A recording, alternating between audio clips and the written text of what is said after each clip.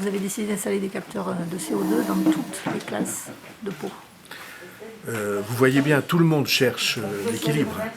Cet équilibre, c'est le maximum de précautions pour que le virus ne se répande pas et le maximum d'ouverture et de compréhension. Et il y a une chose, une précaution qui va dans le sens de l'ouverture et dans le sens d'une vie plus détendue dans les classes, c'est l'aération. Mais l'aération, encore faut-il la mesurer. Et on a j'ai décidé d'installer dans chaque classe des analyseurs d'air, des capteurs de CO2, comme on dit. Le CO2, c'est le gaz carbonique, c'est ce qu'on rejette quand on a respiré. S'il y a beaucoup de CO2, ça veut dire qu'on n'a pas aéré, c'est-à-dire, ça veut dire que le virus est en situation de se propager. Et donc, toutes les classes de Pau vont être équipées d'analyseurs d'air, de capteurs de CO2 qui nous permettront de savoir si oui ou non on est dans le sens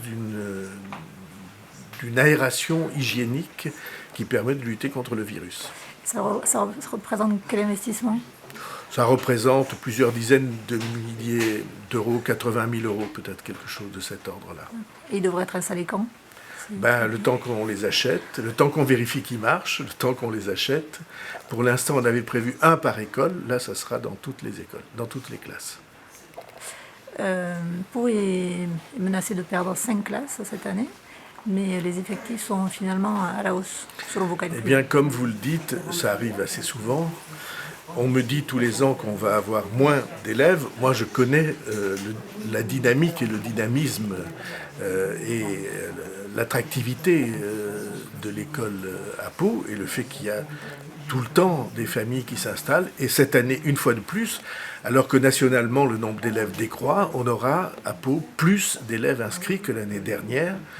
On va être à peu près 50 ou peut-être un peu plus d'élèves de plus cette année à Pau que l'année dernière.